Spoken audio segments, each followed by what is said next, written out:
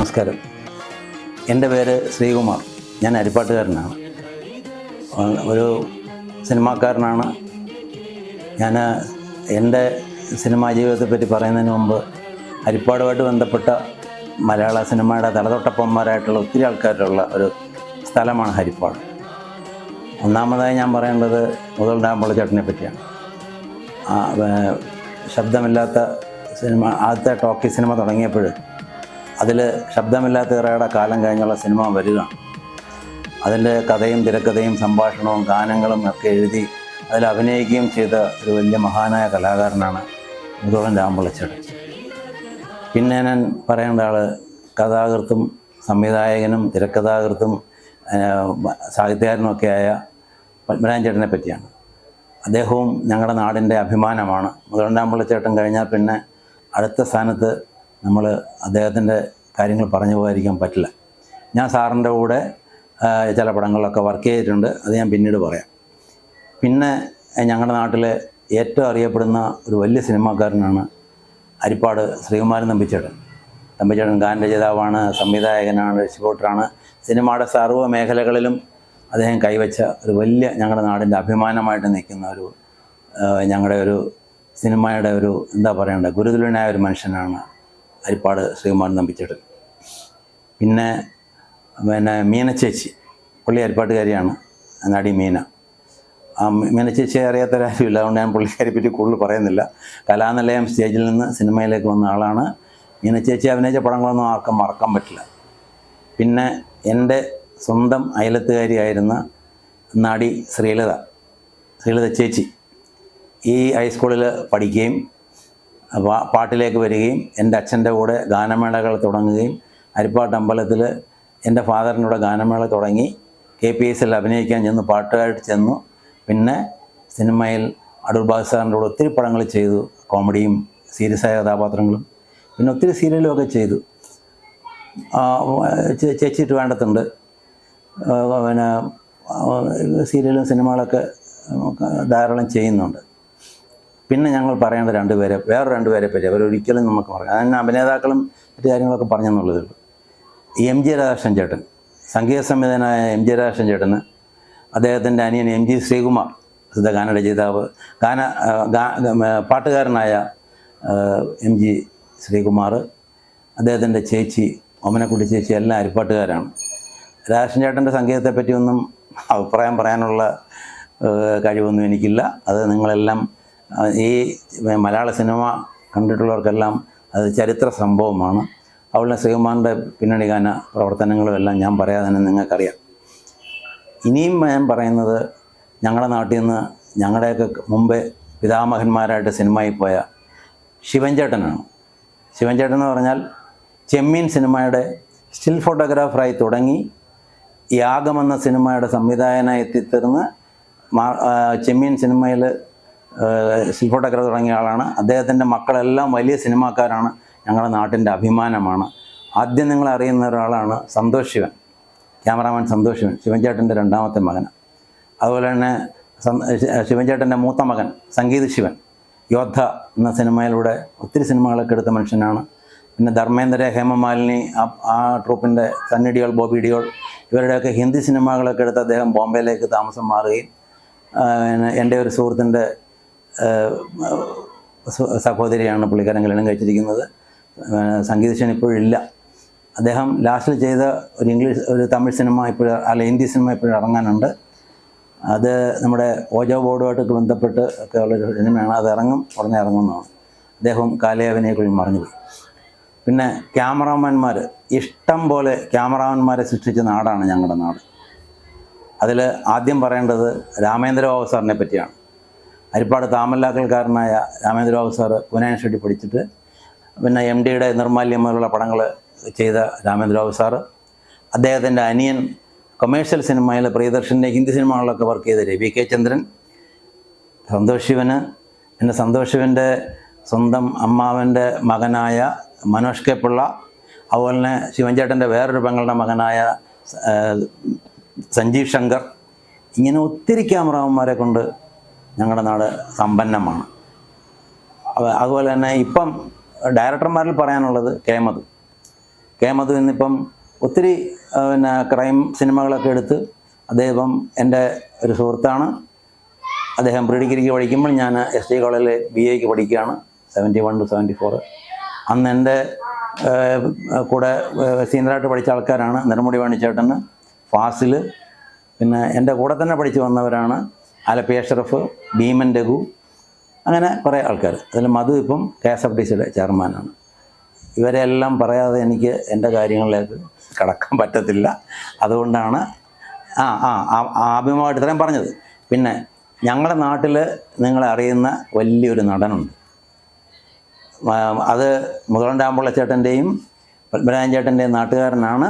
പത്മരാജൻ സാറാണ് അദ്ദേഹത്തിനെ ആദ്യമായി പെരുവഴിയമ്പലം എന്ന സിനിമയിലൂടെ നായകനായി അവതരിപ്പിച്ചു. അതാണ് എൻ്റെ അനിയൻ്റെ സ്ഥാനത്ത് ഞാൻ കാണുന്ന അശോകൻ്റെ ചേട്ടൻ പ്രസന്നമൊക്കെ ഞങ്ങൾ ഒന്നിച്ച് പഠിച്ചതാണ്. അങ്ങനെ പെരുവഴിയമ്പലം എന്ന പത്മരാജൻ സിനിമയിലൂടെ നമ്മുടെ മലയാള സിനിമാ വേദിക്ക് അശോകനെ സംഭാവന ചെയ്തൊരു നാടാണ് എൻ്റെ നാട്. ഇന്നും അദ്ദേഹം നല്ല വിലയുള്ള സിനിമകൾ ചെയ്ത് ഈ മലയാള സിനിമാ വേദിയിൽ മമ്മൂട്ടിക്കും മോഹൻലാലിനും ഒപ്പം ഇപ്പോഴും സിനിമകൾ ചെയ്ത് നിൽക്കുന്ന ആളാണ്.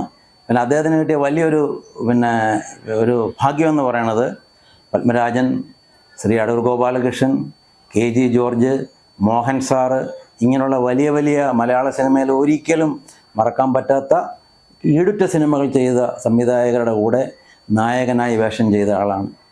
അദ്ദേഹത്തിൻ്റെ ഭരതേട്ടൻ്റെ കൂടെ വർക്ക് ചെയ്തിട്ടുണ്ട് അദ്ദേഹം. മമ്മൂക്കയും അശോകനും ഒക്കെ അഭിനയിച്ചൊരു നല്ലൊരു സിനിമയുണ്ട്, ഭരതേട്ടൻ സംവിധാനം ചെയ്ത കടൽ സിനിമയാണ്. ചെമ്മീൻ സിനിമയ്ക്ക് ശേഷം എത്രയോ കടൽ സിനിമ വന്നെങ്കിലും ഈ സിനിമയാണ് ഏറ്റവും കൂടുതൽ വിജയിച്ചത്. മമ്മൂക്കയുടെ മകളെ പ്രണയിക്കുന്ന ഈ കടപ്പുറംകാരനായിട്ട് നല്ലൊരു വേഷം അശോകൻ ആ പടത്തിൽ ചെയ്തായിരുന്നു. അതുപോലെ തന്നെ ഇപ്പോൾ തന്നെ മൻപകൽ നേരത്ത് മയക്കം എന്നൊരു സിനിമ വന്നു, അതിലും അശോകൻ നല്ല ഒരു വേഷം ചെയ്തു. അങ്ങനെ ഒത്തിരി പടങ്ങൾ ഇപ്പോഴും പുതിയ തലമുറയിലെ സിനിമാ സംവിധായകരുടെ കൂടെയും അദ്ദേഹം സഹകരിക്കുന്നുണ്ട്. പിന്നെ പുതിയ കുട്ടികളുടെ പുതിയ തലമുറയിൽ അദ്ദേഹം എത്രയോ കാലങ്ങൾക്ക് മുമ്പ് വന്ന നടനാണെങ്കിലും ഇപ്പോഴും അദ്ദേഹം ഇഷ്ടംപോലെ സിനിമകളിൽ നല്ല നല്ല ഈടുറ്റ വേഷങ്ങൾ ചെയ്യുന്നുണ്ട്. ഇപ്പോഴും പുള്ളി എറണാകുളത്ത് ഏതോ ഷൂട്ടിലൊക്കെയാണ്. ഞാൻ പുള്ളിക്കാരനായിട്ട് സഹകരിച്ചത് അരപ്പട്ടകെട്ടി ഗ്രാമം എന്ന സിനിമയിലാണ്. പത്മരാജൻ സാറിൻ്റെ കൂടെ ഞാൻ സംവിധാന സഹായിയായിരുന്നു. അതിലെ നായകൻ അശോകനായിരുന്നു. മമ്മൂട്ടിയും നെടുമുടി വേണിച്ചേട്ടനും രാമേന്ദ്രനും ഒക്കെ ഉണ്ടെങ്കിൽ തന്നെയും അതിലെ പ്രധാന ലീഡ് റോൾ ചെയ്തത് അശോകനായിരുന്നു. ഞാൻ വന്ന ഒരു ഫ്ലോയിൽ എൻ്റെ നാട്ടിലെ തന്നെ 2-3 പേരുടെ കാര്യം ഞാൻ വിട്ടുപോയി.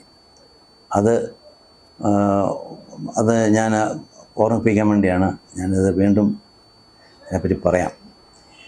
മുതുകുളത്തിൻ്റെ ഞാൻ പറഞ്ഞു വന്ന മുതുകുളം രാമപിള്ള ചേട്ടൻ്റെയും അതുപോലെ തന്നെ പത്മരാജൻ ചേട്ടൻ്റെയും നമ്മുടെ എല്ലാവരും അറിയപ്പെടുന്ന നടൻ അശോകൻ്റെയും ചേട്ടൻ ഹരികുമാർ എന്ന അദ്ദേഹത്തിൻ്റെ കാര്യം ഞാൻ പറയാൻ വിട്ടുപോയി.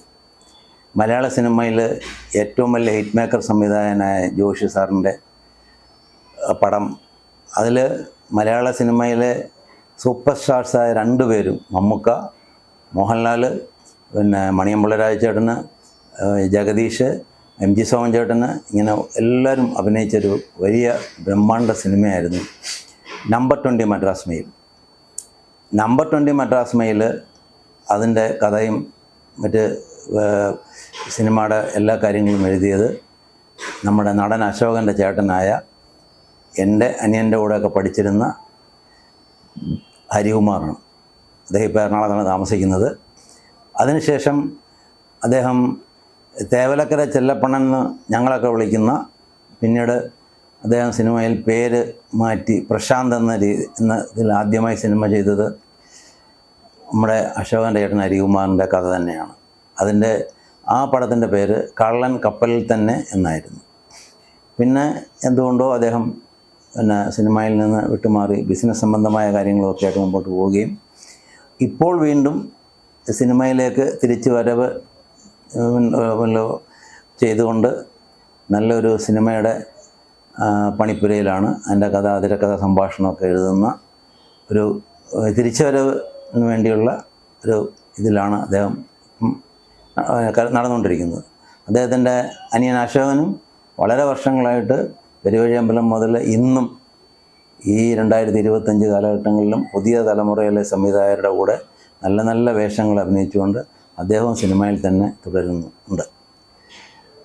അതിൻ്റെ കൂടെ തന്നെ നമ്മളുടെ മുതുകുളത്തുകാരി തന്നെ ചിങ്ങോലിക്കാരിയൊക്കെ ആയ നമ്മളുടെ നടി കെ മധുവിൻ്റെ അനന്തരവൾ എന്ന സ്ഥാനത്ത് വരുന്ന നവ്യ നായർ.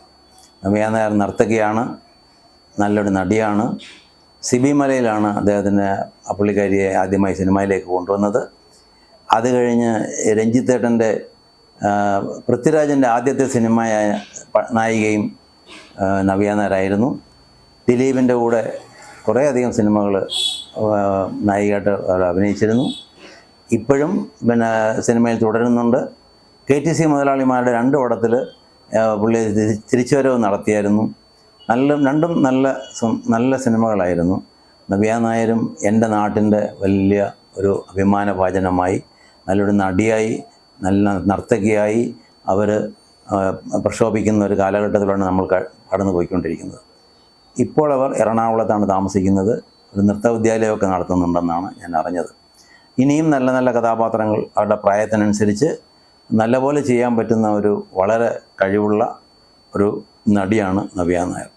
പിന്നെ പ്രത്യേകിച്ച് അവരുടെ മാറ്റം അറിയണമെന്നുണ്ടെങ്കിൽ മഞ്ജു വാര്യരുടെയും അതുപോലെ തന്നെ മഞ്ജു വാര്യരെ പോലുള്ള വലിയൊരു സൂപ്പർ സ്റ്റാറിൻ്റെ കാലഘട്ടത്തിൽ തന്നെ, അതുപോലെ തന്നെ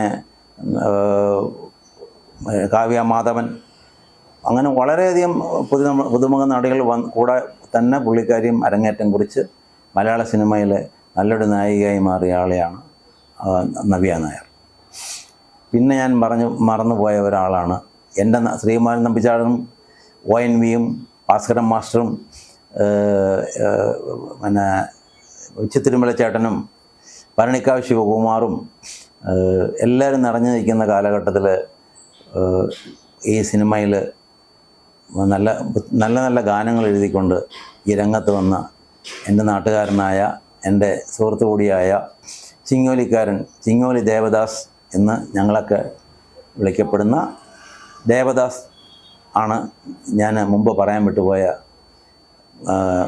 ഗാനരചയിതാവ്. അദ്ദേഹം കൃഷ്ണസ്വാമി റെഡ്ഡിയാർ നിർമ്മിച്ച് ബാലേന്ദ്ര മേനോൻ സംവിധാനം ചെയ്ത രാധ എന്ന പെൺകുട്ടി എന്ന 2ാമത്തെ സിനിമ മുതൽ അദ്ദേഹത്തിൻ്റെ പാട്ടുകൾ നമ്മൾ കേട്ടു തുടങ്ങിയതാണ്. നിങ്ങളെല്ലാം കേട്ട് ഇപ്പോഴും ഓർക്കുന്ന നല്ലൊരു പാട്ടാണ് കാട്ടുകുറിഞ്ഞി പൂവും ചൂടി സ്വപ്നം കണ്ട് നടക്കും പെണ്ണ്. ആ പാട്ട് തുടക്കം കുറിച്ചുകൊണ്ട് മലയാള സിനിമാ വേദിയിൽ കടന്നു വന്ന സുപ്രസിദ്ധ ഗാനരചയിതാവാണ് ദേവദാസ്. അദ്ദേഹവും പിന്നെ വളരെയധികം പടങ്ങൾക്ക് മുരുകാലയുടെ, അതുപോലെ തന്നെ ഒത്തിരി വലിയ വലിയ സിനിമകൾക്ക് നസീർ സാറിന് വേണ്ടിയും ഒക്കെ ഒത്തിരി പാട്ട് എഴുതിയിട്ടുണ്ട്. അതുപോലെ തന്നെ പ്രേം നസീർ സാറിൻ്റെ മകൻ ഷാനവാസ് സിനിമയിൽ ആദ്യം അഭിനയിക്കാൻ വന്നപ്പോൾ അതും ബാലേന്ദ്ര മേനോൻ സാറിനാണ് ഇൻട്രൊഡ്യൂസ് ചെയ്തത്. പ്രേമഗീതങ്ങൾ, അതിൻ്റെ ഗാനങ്ങളെല്ലാം എഴുതിയത് ദേവദാസാണ്. ജോൺസൺ മാഷ്, ദേവരാജൻ മാഷ്, പിന്നെ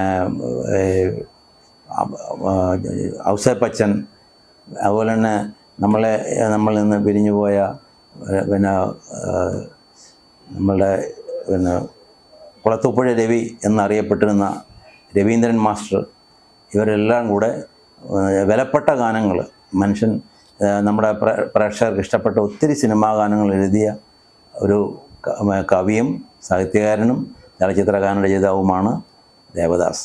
വാണി ജയറാം അദ്ദേഹത്തിനൂടെ പാടിയിട്ടുണ്ട്. ശ്യാം സാറിൻ്റെ പടങ്ങൾക്ക് വേണ്ടി അദ്ദേഹം ഗാനരചന നടത്തിയിട്ടുണ്ട്.